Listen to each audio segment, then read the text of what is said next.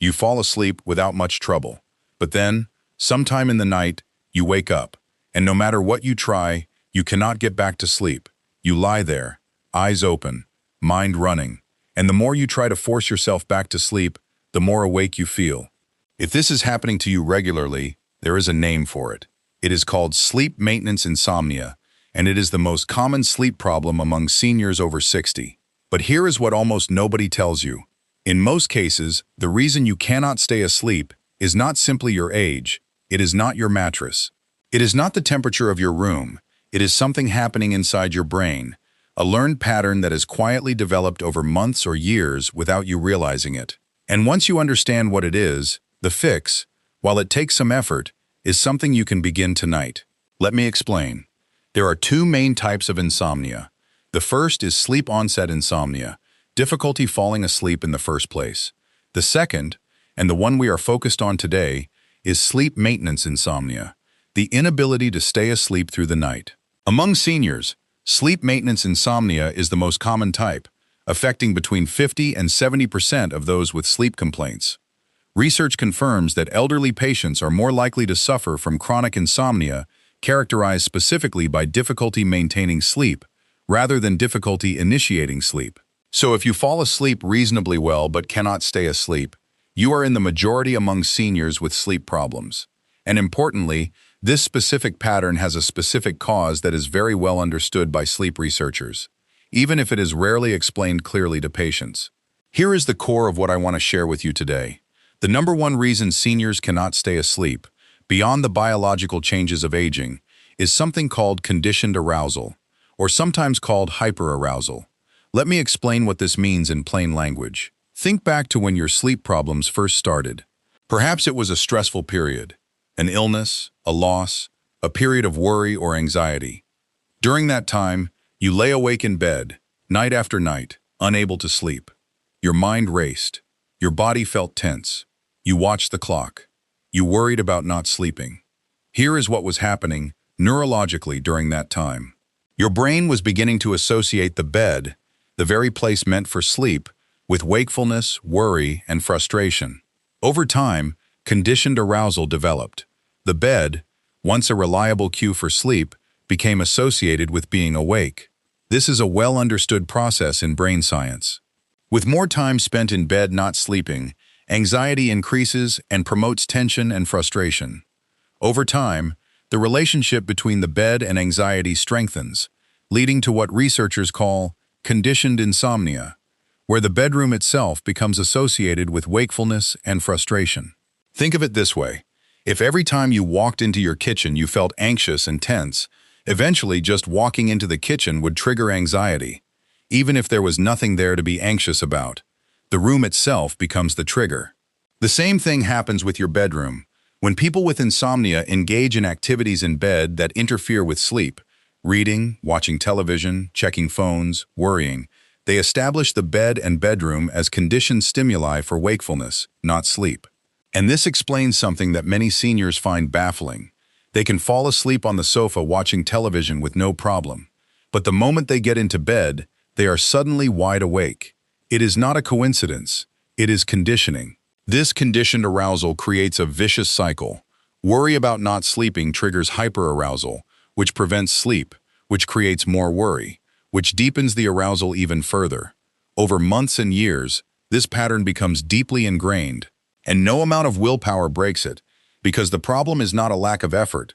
The problem is that the effort itself, trying harder to sleep, makes things worse. This conditioned arousal pattern exists in younger people too, but aging makes it significantly harder to recover from. The amplitude of the circadian rhythm decreases with age, which can increase the frequency of nighttime awakenings and the severity of excessive daytime sleepiness.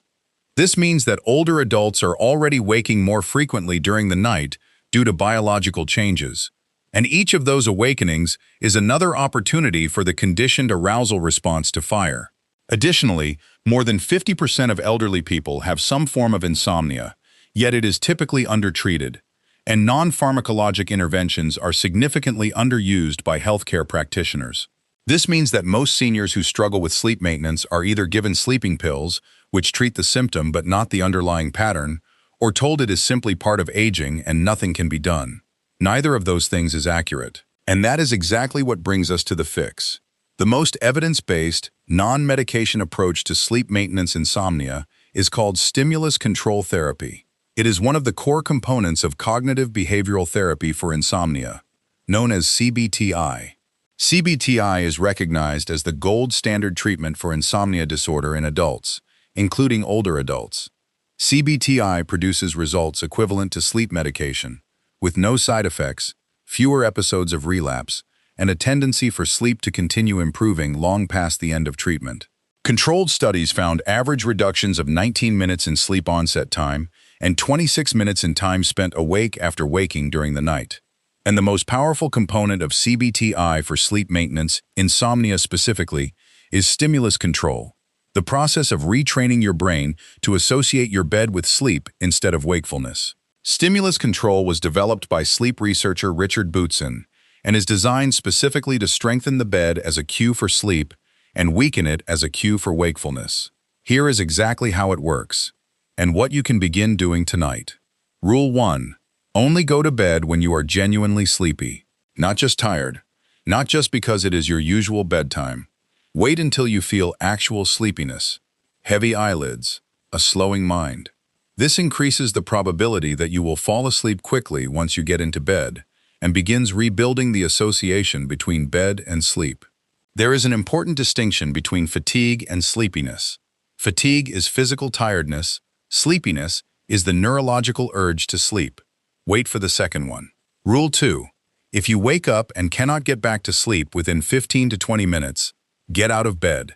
This is the rule that most people resist. It feels counterintuitive. You are tired. Why would you get up?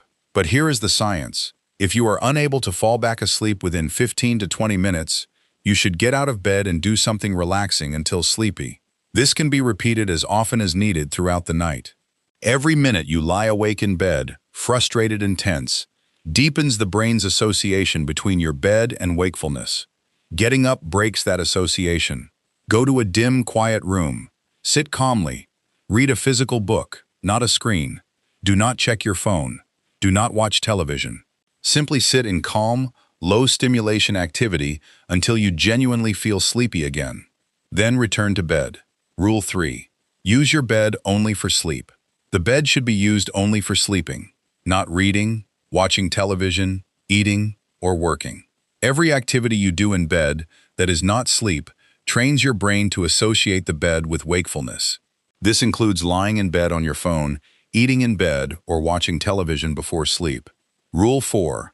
Wake up at the same time every morning, without exception. Establishing a regular morning rise time strengthens the circadian clock regulating sleep and wakefulness. This is non-negotiable for stimulus control to work.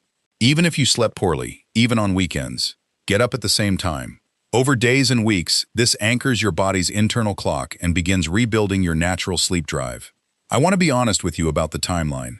Stimulus control therapy does not work overnight. In fact, for the first week or two, things may feel harder, because you are spending less time in bed and getting up when you wake instead of lying there. But this is intentional. The discomfort of those first weeks is what creates the neurological change. You are essentially retraining a deeply ingrained pattern in your brain, and that takes time and consistency. The long-term improvements from CBTI seem to result from the patient learning how to support and promote the body's natural sleep mechanism, and sleep tends to continue improving long past the end of treatment. Most people following stimulus control consistently begin noticing meaningful improvement within 2 to 4 weeks. Some need longer. The key variable is consistency, not perfection. Let me leave you with this.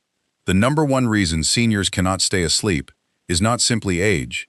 It is a learned pattern, conditioned arousal, that is built up over time through repeated nights of lying awake in bed. The fix, stimulus control therapy, is not a pill. It is not a supplement. It is a set of evidence-based behaviors that reteach your brain to associate your bed with sleep instead of wakefulness. Despite more than half of elderly people experiencing insomnia, non-pharmacological interventions like this remain significantly underused. Most seniors are never told this option exists. And now you know. Everything shared today comes from research published by the Sleep Foundation, the National Institutes of Health, the Cleveland Clinic, Stanford Health Care, and peer-reviewed medical journals. No exaggeration, no miracle claims, just the honest science. If your sleep maintenance problems are severe, please speak with your doctor, particularly to rule out conditions like sleep apnea, which requires specific treatment. But for most seniors experiencing this pattern, stimulus control therapy is the most effective place to start. If this video was helpful, please consider subscribing. We publish regular videos on natural senior health, always honest, always research-based. Take care of yourself, and good night.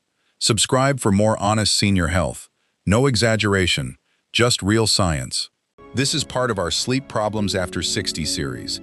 Make sure you watch the other videos in this series for more effective tips and solutions to improve your sleep. For more information on different health conditions, visit our website, www.healthabulous.com.